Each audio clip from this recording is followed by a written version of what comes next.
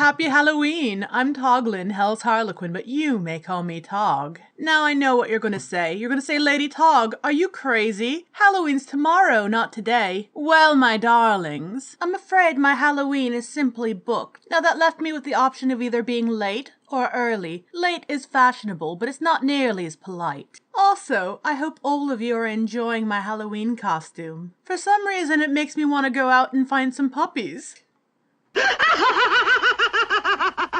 Now, if you recall, I let you, the viewers, decide on the subject of my Halloween special. One person wanted me to do a debunking video, one person wanted me to cover the subject of cultural appropriation, and the vast majority of you wanted a first-hand ghost story. I'm not one who aims to disappoint, so here we go. This would have been a few years back when I worked at a bakery. They wanted me to come in at 4 a.m. so that I could have the donuts glazed and ready by 5. My boyfriend at the time stayed the night that night and offered to walk me to work the next day. Neither one of us had a car, but it wasn't too big of a deal because I only lived maybe a mile and a half from my workplace. As soon as we went outside, I kind of felt bad for him walking me to work because he wasn't nearly as well dressed for winter as I was. I was wearing what my friends lovingly refer to as my black Michelin Man suit, which is a Carhartt snowsuit well designed for Arctic temperatures, and it was well below zero out there. There was massive hoarfrost shingles that decorated the ground, some of them over an inch long. Each step we took made a loud crunch that seemed to echo throughout the town. The air was completely still and quiet, and there wasn't a single car on the road and barely a light in any window. Now, to get to the bakery, we had to turn off on the bike path that cut through the woods. Right as I passed a bridge that went over a frozen creek, the cold seemed to start piercing directly through my snowsuit, which is very unusual because I've actually been in this snowsuit in 20 below zero weather and still had to zip it down because I was getting overheated.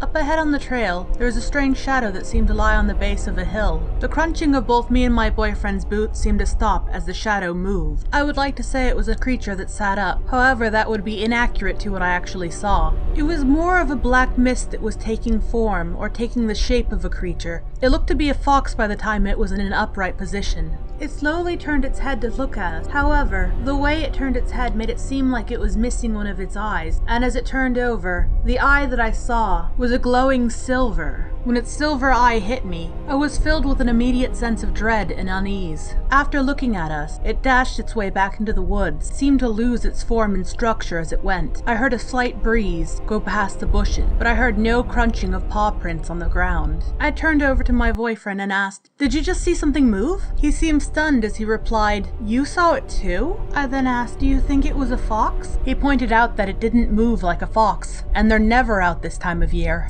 As soon as we walked up to the location where the mysterious shadow had been laying, we both desperately started looking around to see if we could find paw prints or any indication of what we saw. There was nothing. I suggested that maybe the ground was too frozen for it to leave any tracks. We both agreed and carried on. However, neither one of us felt good about the situation because we kept on speculating with each other with what we could have possibly seen, throwing ideas back and forth. All of them seemed reasonable, however, none of them put my mind at ease, and the sense of uneasiness followed me all the way to work. After work, and I was heading back to my apartment, the neighbor's cat trotted over to see me. The cat was noticeably smaller than what we saw in the woods, and it was a rather large cat. Another thing I noticed was there was loud crunching underneath its little paws, as well as a very noticeable set of paw prints over the frost-covered snow. Well, I hope all of you enjoyed that. Let me know what you think in the comments down below, as well as check out my t-shirt shop, and I wish all of you a happy Halloween.